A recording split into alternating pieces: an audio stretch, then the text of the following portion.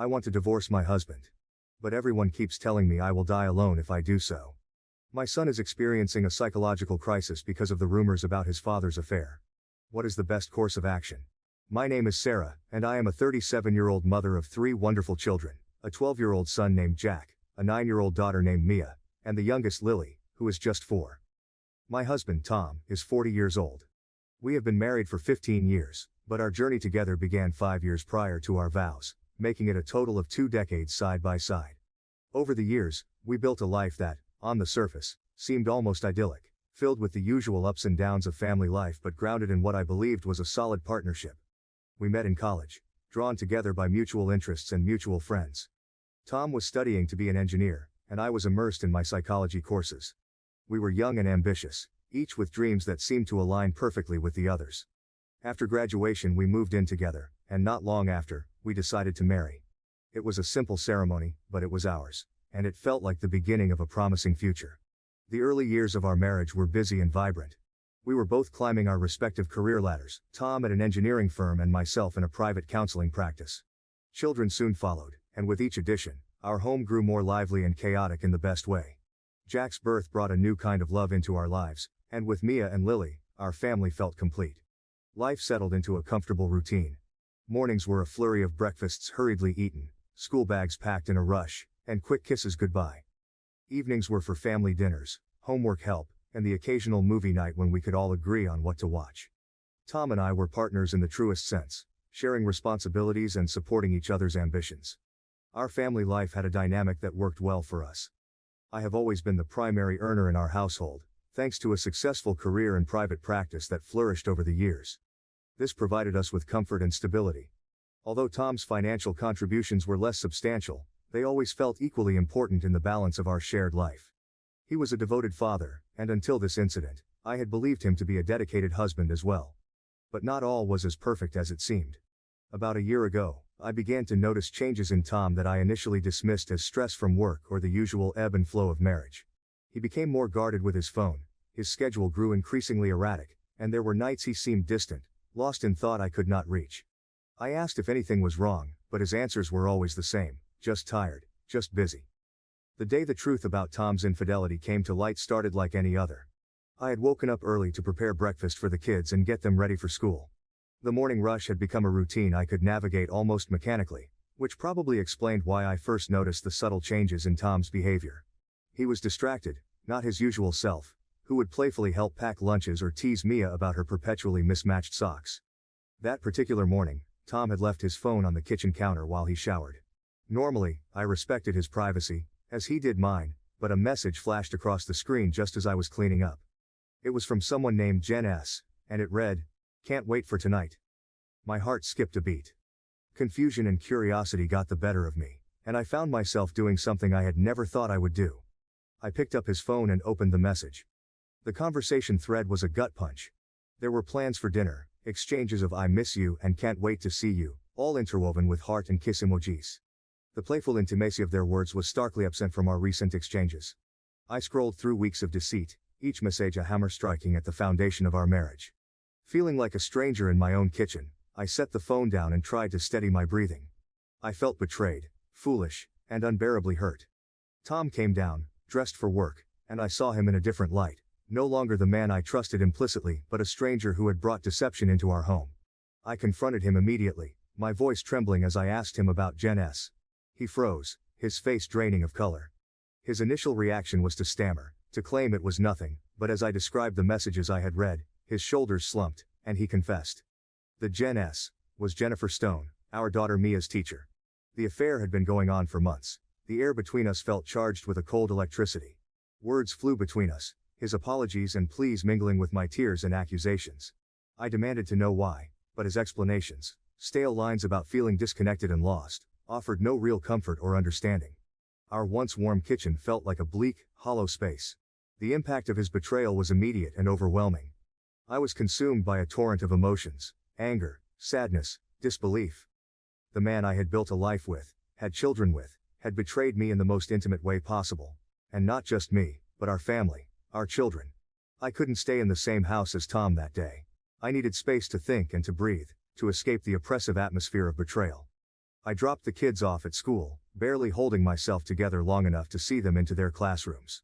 Then, instead of heading to work, I drove aimlessly, ending up at a local park where I sat on a bench overlooking a duck pond, a place that had once been a sanctuary for family outings. Sitting there, I felt the weight of the reality that my marriage was possibly over. Yet there was also a fierce determination brewing within me. I knew I couldn't let this go. I couldn't just play the role of the forgiving spouse, brushing the affair under the rug as if it were just a minor hiccup in our marriage. This was a breach of trust that cut deep, and it demanded action. After hours of sitting alone, I made a decision that felt like the only viable one.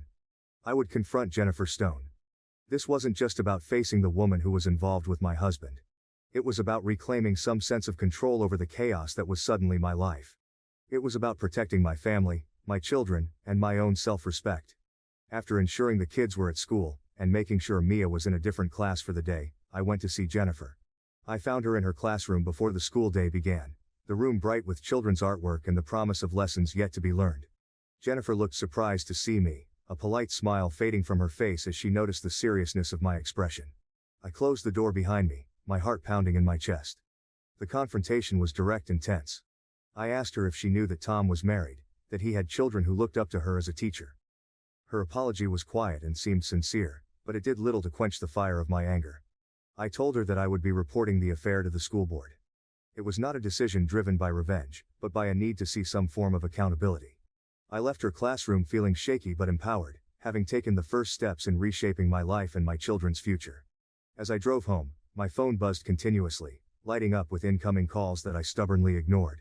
The screen showed Tom's name again and again, each call a reminder of the chasm that had opened up between us.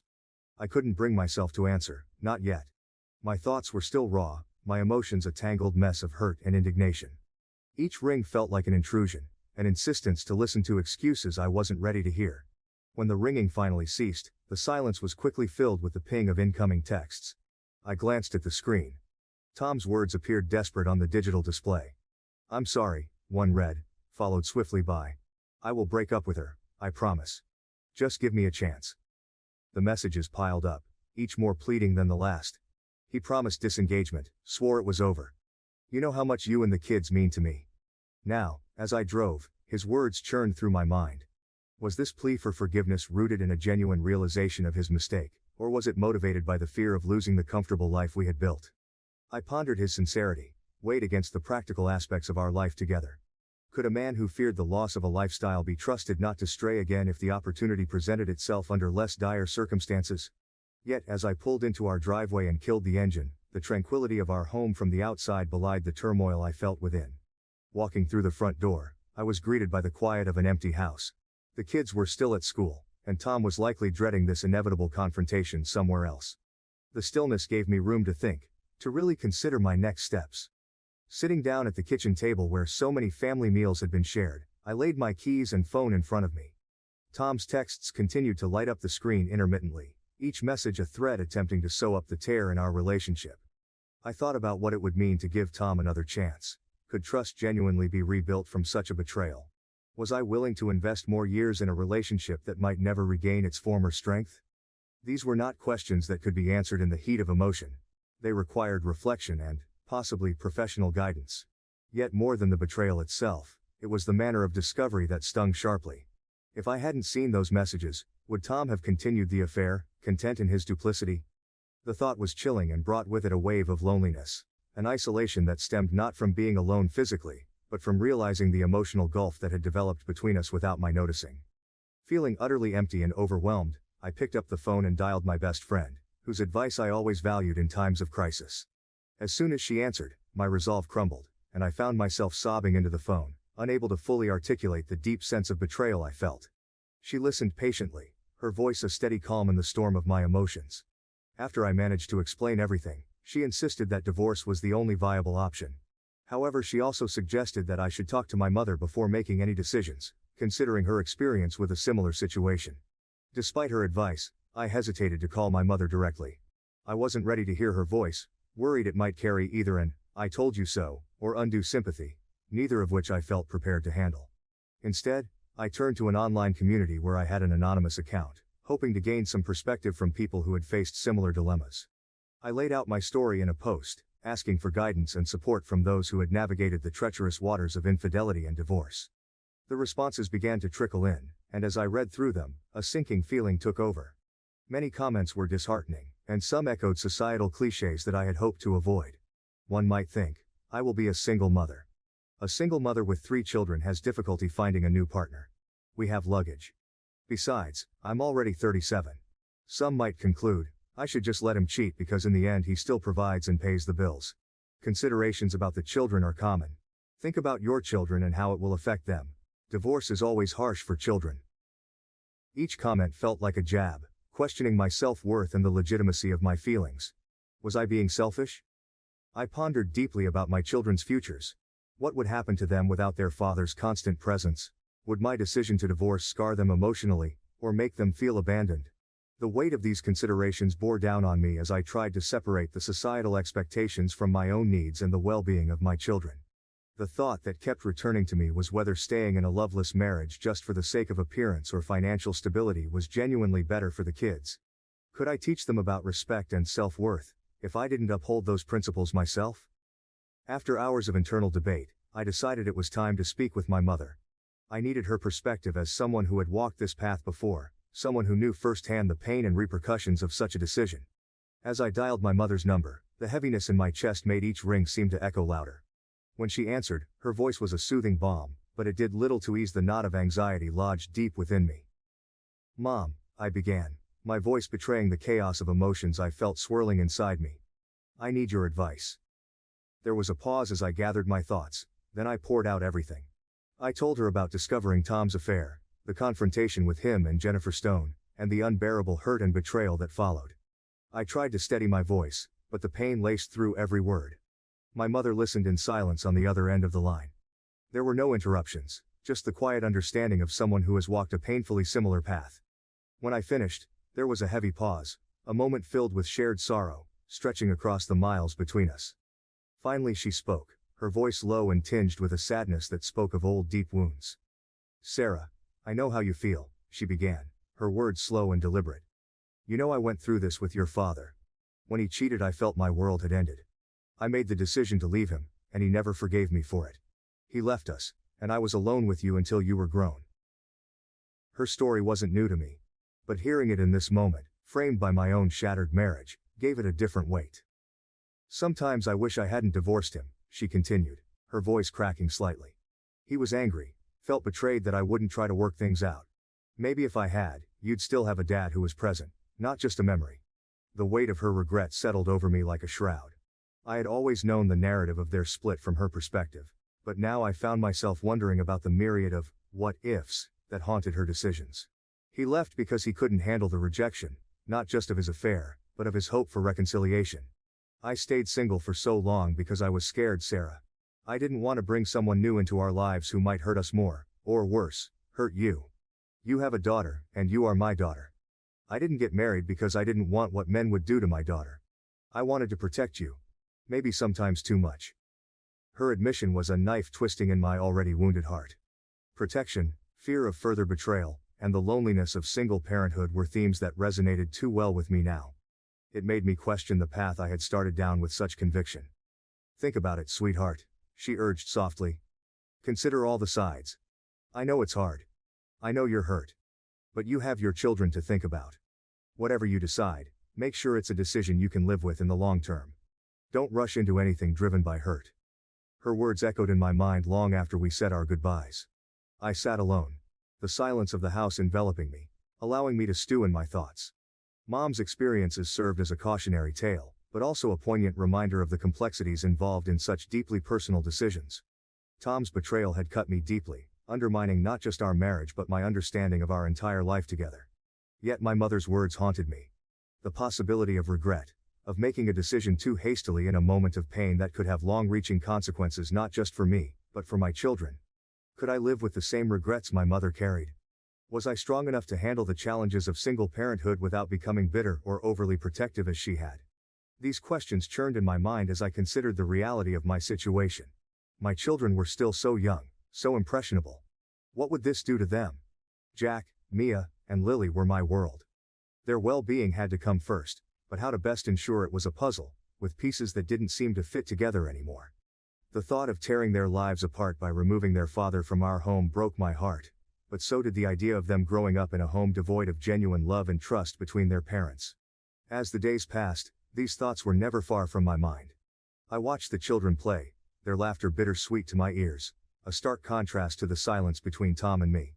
We were like ghosts in the same house, awkward and polite, but the warmth we once shared had cooled into something formal and strained. The need for a decision pressed on me, each day heavier than the last. I thought about counseling, wondering if it could possibly mend what had been broken. Could a therapist help us find a way back to each other, or at least to a place where we could co-parent effectively and without resentment? Or was the gap between us now too wide, the hurt too deep? These thoughts were my constant companions, haunting the quiet moments of my days and the long, sleepless nights. What was best for the kids? What was best for me? Could those two answers ever align again in the wake of Tom's betrayal? However, living with Tom while we sorted out our separation was a daily struggle. Every look, every accidental touch was a painful reminder of the betrayal. I couldn't stand being near him. His presence in our home, once a source of comfort and joy, now felt suffocating. I recoiled instinctively the last time he reached out, his hand brushing mine as he passed the salt at dinner. I snatched my hand back as if burned. The simple gesture was laden with the weight of his infidelity, rendering him a stranger in the eyes of the woman who had loved him deeply. Living under the same roof in such tension was like navigating a minefield. We were civil, mostly for the kids' sake, but the atmosphere was thick with unspoken words and stifled emotions. It became clear that cohabiting was temporary, a necessary arrangement until we could figure out the logistics of our separation. However, the issue of abandonment was something I couldn't easily shake off. Having experienced the pain of my father leaving after my parents' divorce, I was acutely aware of the scars it could leave on a child.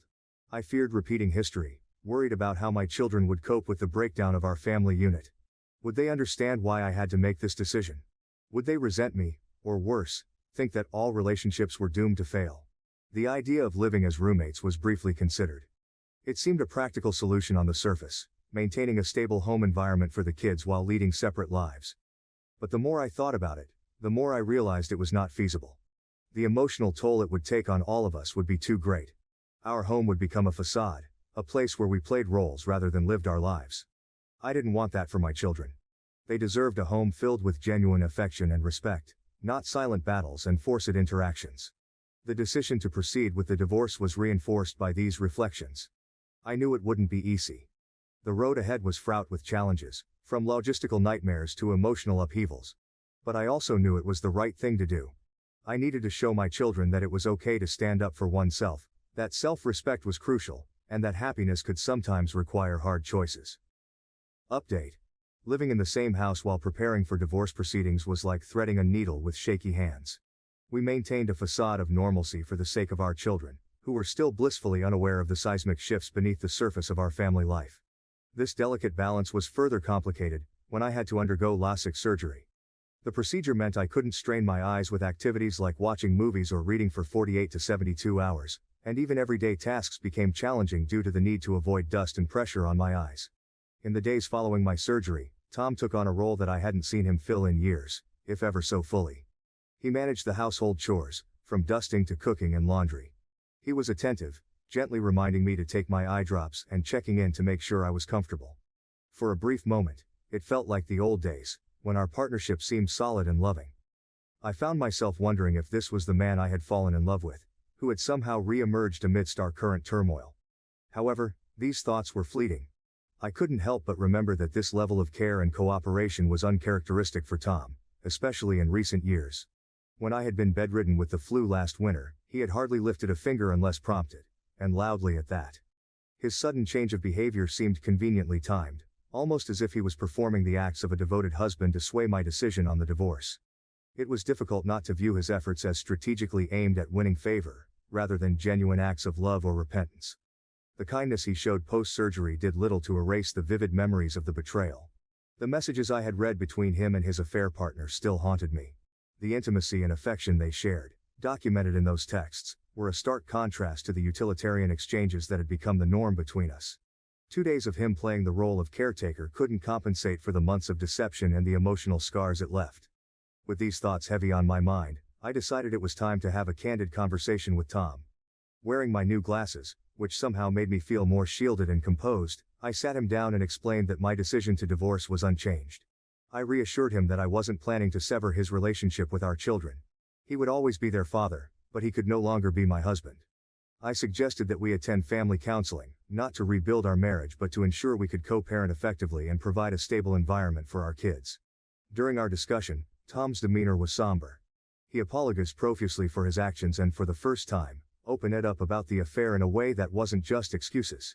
He admitted that he saw the affair as an escape from our routine of life, not realizing the full impact of what he was risking, our family, our trust, and even the professional life of the woman he was involved with. He told me he had ended the affair and cut off all contact with her, acknowledging the destruction he had caused. Tom also expressed a dramatic resolve, claiming he would never date again. I cautioned him against making such sweeping declarations. Promises now, no matter how earnest, felt like mere words after the trust between us had been so thoroughly broken. The ordeal of dealing with my husband's infidelity has been heart-wrenching, not just for me but distressingly so for our children.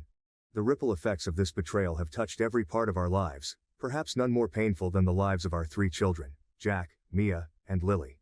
Another problem we are facing now is our kids. Jack, our eldest, has been the most affected. At 12, he's at that age where he understands far more than one would wish for a child his age. The news of his father's affair has not only shaken the foundations of his family but seems to have shattered his view of his dad. Recently, I found out that rumors of the affair had circulated at his school. It's a small community, news travels fast, and at times, cruelly. This exposure has only added to his hurt and confusion. His reaction has been to retreat into silence, particularly around his father. Jack has taken to refusing meals prepared by Tom. Just last week Tom made spaghetti, a family favorite, and tried to lighten the mood with a joke about his famous secret sauce. Jack didn't laugh. He didn't even acknowledge his father. Instead, he pushed his plate away and made himself a peanut butter and jelly sandwich. The following days, he stuck to this diet, adamantly preparing his own meals. Mia and Lily, not fully understanding the situation but feeling the lead of their older brother, soon joined him. It's been peanut butter and jelly for days now. The impact on Tom has been profound. I've caught him crying quietly in the garage after these mealtime rejections. It breaks my heart. Despite everything, Tom loves his children deeply. He may have failed as a husband, but he has always been a dedicated father. He coaches Jack's soccer team, he's been there for every ballet recital Mia reluctantly participated in, and he's the first to get up at night when Lily cries out from a bad dream. I understand the children's reactions. They feel betrayed by their father's actions, which have disrupted the only world they've ever known. But at the same time, I don't want them to lose their father, to wrap their young hearts in bitterness. This is a crucial moment, and how we handle it could affect their ability to trust and form relationships for the rest of their lives. I've thought about reaching out for professional help. Perhaps a family counselor could provide the tools we need to navigate this painful period. Jack, in particular, might benefit from talking to someone who could offer him a neutral ear and wise guidance. Tom and I have discussed this, even in the midst of our own tumultuous feelings. We agree that regardless of the future of our marriage, we need to be co-parents first. Our priority is, and must always be, the well-being of our children. We are considering starting with some family therapy sessions. Though Tom and I are in the midst of a divorce, we need to find a way to work together to help our children adjust to this new reality. This is not just about getting through the day-to-day anymore. It's about laying a foundation for our children that shows them that even in times of deep hurt and betrayal, there can be healing, there can be forgiveness, not necessarily for the sake of reconciliation between the parted spouses, but for the ongoing relationship between a father and his children, and indeed, for the children's future selves. To anyone who might read this and has gone through similar struggles, any advice on how to handle these situations, especially with children of varying ages, would be deeply appreciated. How do you maintain the delicate balance between acknowledging their feelings of betrayal while also fostering forgiveness, not for the sake of the parent who wronged, but for their own future emotional health?